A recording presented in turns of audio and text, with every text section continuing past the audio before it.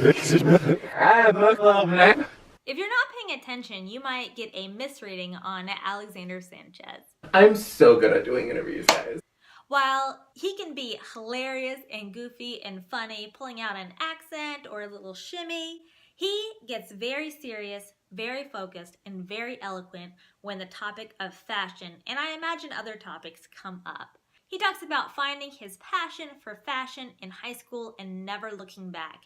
He also has some great advice for aspiring fashion designers in terms of what it takes and what you have to do.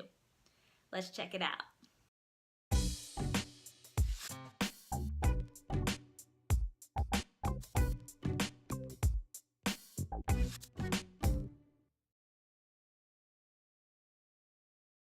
Hi creatives, my name is Skye Lucking, host of Courageous Creatives. Today is Fashion Friday, where I interview fashion designers, fashion models, and other movers and shakers in the fashion industry here in the state of Arizona and abroad.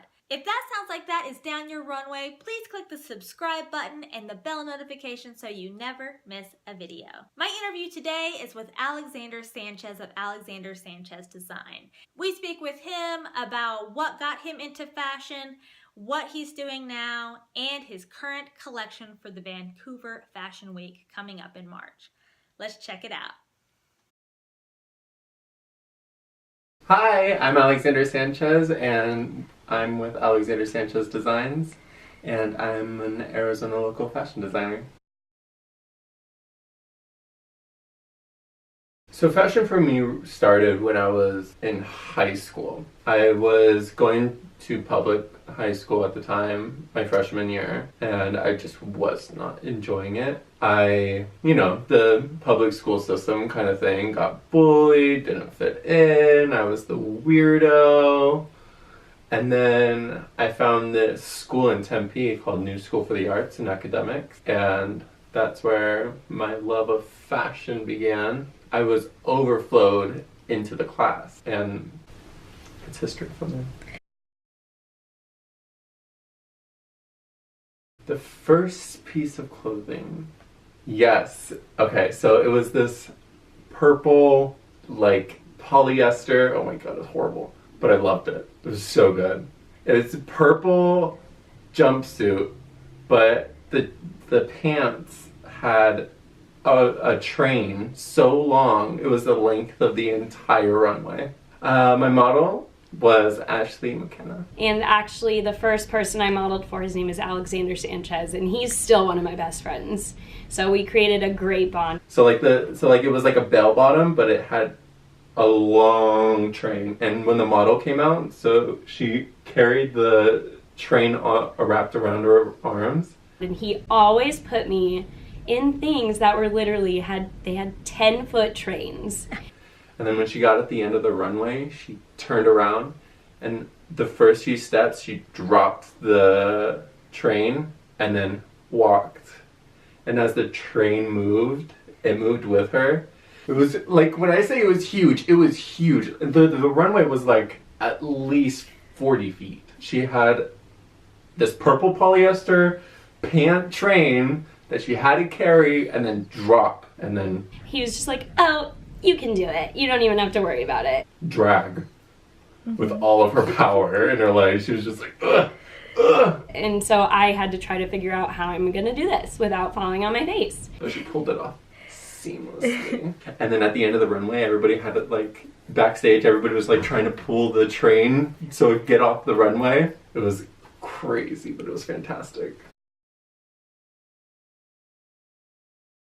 There are a few moments up until now that have been really amazing for me. When I graduated high school and my graduating fashion show was at the Phoenix Art Museum, it was just perfect. Even though my clothes weren't perfect by any means, but I felt like I accomplished something. I was proud of myself because I did it, I committed, and I pulled it off. For my first show. After high school, I moved to Los Angeles and I got an internship with Lily AC in Beverly Hills. It's a vintage store. that specializes in like couture and vintage one-of-kinds, like off the runway, things that you want that are only in museums. I feel like that's where my fashion knowledge and my fashion like craving really like blossomed and was nurtured and crafted into what I know now. Even though I'm still young and I'm still learning, I'm still baffled by what I've experienced while working there. Like you view the inside of a corset of a Chanel 1930s dress or a Christian Dior, the construction, the boning from within the dress, and how all the pieces of the outside of what you see, so the silhouette, is perfectly tacked on to the corset to create the shape. That was insane for me.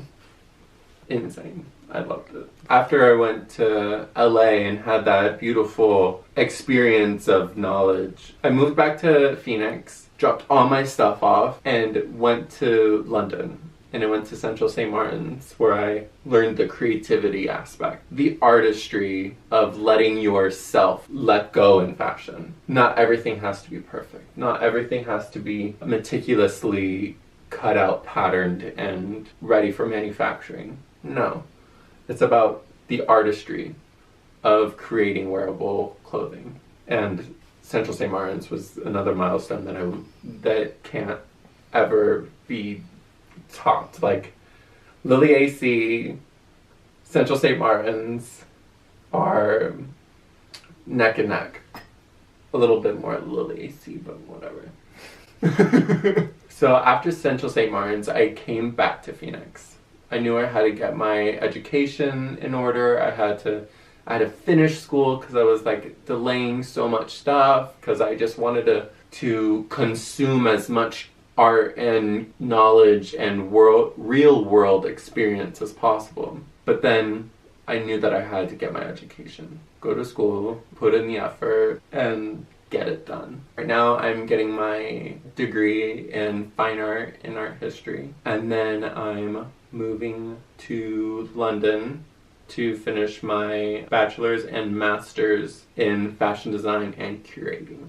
I think coming back to Phoenix was a way of refreshing and a way of being able to cope with organizing myself and organizing my future. I think stepping away from so much happening, and you're juggling so much, and you're seeing the world and so much beauty and art and fashion and people and everything going on, you have to step back and you have to self-evaluate, and you have to learn and filter out what it is that you are and what isn't, and you have to know who you are going forward.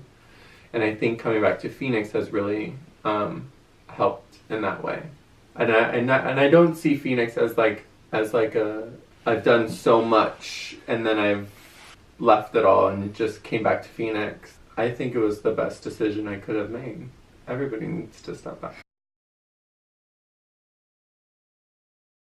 I've been all over Arizona, but I've lived all over Arizona. Okay, so I currently live in downtown Phoenix, but I've been born and raised in Carefree, Arizona, just north of Scottsdale, just like up in the hills. But I've lived all over, and yeah.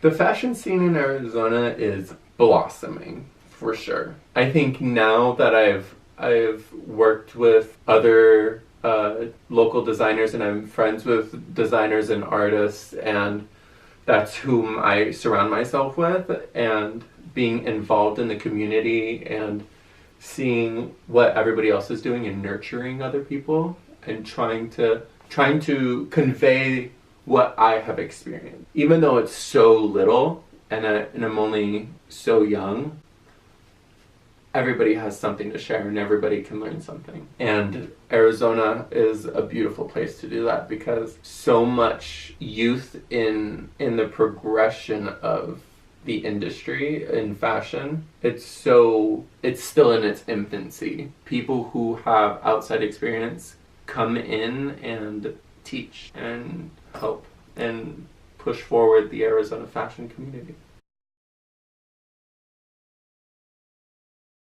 I'm inspired by people who aren't famous, people who are artists, people I admire. I would say musicians and performers, like in designers like John Galliano and Jean-Paul Gaultier and Christian Lacroix, YSL and McQueen and Balenciaga, and the list just goes on and on. You can never choose, like, even with like celebrities and movies and all that, you can never choose one thing.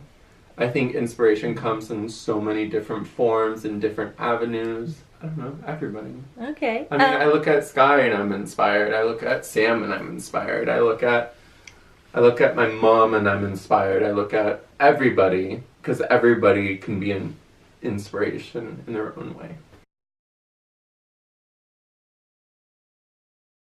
Fear. There's fear all the time. But you have to conquer your fears. You have to push yourself whenever you feel like you're not good enough or fast. Like, if you feel like you shouldn't do it because you're not good enough, then you should do it. You have to conquer your fears. Otherwise, you're letting fear conquer you. I would say for designers, young designers just coming out of school, or just young designers in general, and young artists in general, I feel like references and knowing what you're talking about is very important. I think to find avenues like that, like YouTube, come on. You have to want it. I'm learning every day. I'm watching fashion shows every day. YouTube is a great source. And just read books and ask questions and go and explore. Go to the museum. Go do it. Just do it. And creativity will follow. So starting a collection is not as easy as it might seem. You have to really do a lot of research. You have to be very aware, and you have to know what's going on. Because you don't want to create a collection that everybody's seen 100 times and it's like, okay, yeah, we've seen that dress before. You want to be original and be authentic to yourself and find inspiration first and have that feeling inside you that's like, I can stand behind this. And it's a show that not just makes other people happy, but makes you happy. Yeah. And then that's when you start following the guide of how to put on a production of a fashion show. Like who are your models? What are their sizes? What are the different things that need to be made, like pants? How many suits are you gonna have? How many dresses are you gonna have? Make sure it's cohesive. Make sure it's cohesive. Because nobody wants to go to a random show. That's important. And love it. I would say that's the most important thing about creating a show, is that you love every second of it. The greatest struggles of creating the show is creating it.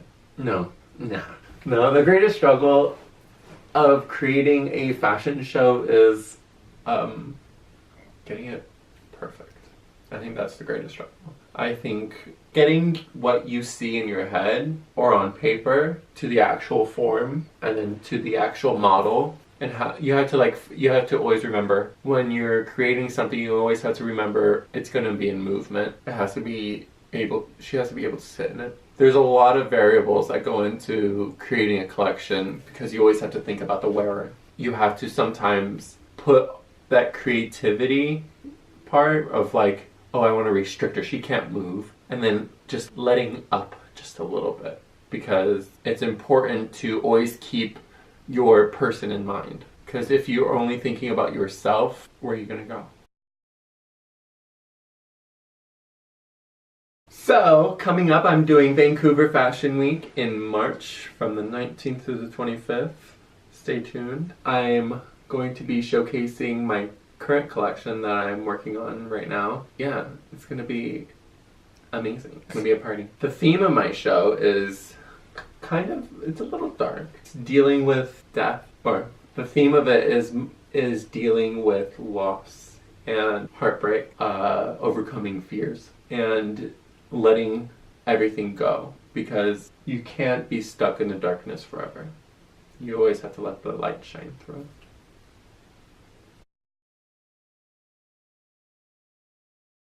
You can find me on Instagram at Alexander's _ Designs, and also on Twitter at the same handle, and on Facebook at Alexander Sanchez Designs.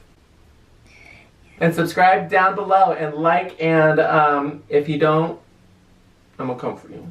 Very well said, Alex. Thank you so much. Alex will be live streaming lots of Vancouver Fashion Week on his Instagram feed and his Facebook page. That information is in the description below. Are you interested in fashion, either becoming a fashion designer, a fashion photographer, a fashion model, or some other part of the huge fashion industry? If so, hit the subscribe button and the bell notification so you never miss a video. This isn't my only interview with Alex, so I have a dual interview with Sam Hamadi and Alex right here, and he's also plays a little cameo in this video about love. So if you want to hear if Alex is in love, check that one out. As always, subscribe for good vibes, and remember, you are courageous.